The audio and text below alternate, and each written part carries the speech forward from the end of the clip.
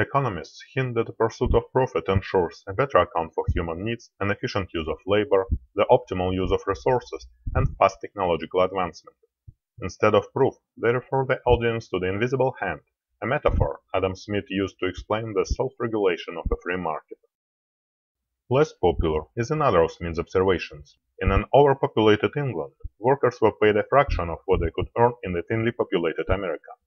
But isn't this observation more relevant now, when the world's population is 7 times greater than in Adam Smith's time? Let's make an example, a farm with 1 acre of land, and explore the effect of overpopulation. Let up to 7 people live off this land. How does the number of workers affect production on this land? Each additional worker helps to cultivate the land better and use more efficiently by switching to more labor-intensive but more productive crops. Because the amount of land is limited, diminished returns kick in. Each additional worker brings smaller increase in production. As the number of workers increases, the increase in productivity slows down. The workers need to be paid. Assuming that each worker is paid equally, the wage graph will be straight line. At some point, the wage line intersects the product curve. The workers consume as much as they produce. When this happens, the land cannot support any more people. In our model, it happens with 7 workers producing little over $2 worth of product. The capitalist operates for profit, so let's draw a profit graph. To do this, subtract the wage from the product. Perhaps counterintuitively, the profit is non-existent at maximum possible production. Remember, 7 workers consume everything they produce, and nothing is left for a capitalist. Maximum profit occurs at much more modest production levels. The capitalist would hire 2 workers and produce a little over $1 worth of product. Does the pursuit of profit lead to the common good? No, society needs the product, but to make half $1 worth of profit, the capitalist will cut $1 worth of production. Workers lose even more, the $1 that is never produced and the 50 cents pocketed by the capitalist.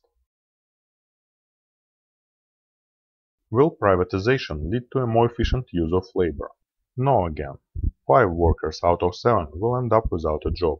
Can they find a job at the farm next door or in a city? No, the same thing is happening next door. The whole planet is overpopulated, and every privatized company downsizes its workforce for a profit. Privatization leads to a tremendous waste of labor. Marxists dwell on the exploitation of workers by capitalists, but this is much worse than exploitation. This is unemployment. But maybe all this is purely theoretical and doesn't happen anywhere. Let's take a look at Russian market reforms. The Soviets built a superpower with a fraction of the resources available to the West. Massive privatization transferred the Soviet economy, the second largest in the world, into private hands. What effect did it have on production? Take for example this graph of tractor production. The red line shows the start of market reforms in 1988. The pursuit of maximum profit reduced production to 5% of Soviet levels. Maybe Soviet tractors were of bad quality and are now substituted by higher quality imported ones? Not at all. Even now, Russia exports twice as many tractors as it imports. For 2 decades, Russian peasants received 4,000 tractors a year to work 86 million hectares of arable land. Now, in some places, they have to use horses again. The invisible hand decimated production and caused domino effects in other industries. As predicted, the population not needed for maximum profit is eliminated. The birth rate collapsed, while the death rate skyrocketed. The invisible hand of the 1% annihilates about 1 million of Russians per year. Do you think America is not overpopulated? Think again. Globalization opened countries for importation and the outsourcing of production to the Third World. Does the 1% of Americans need the remaining 99%?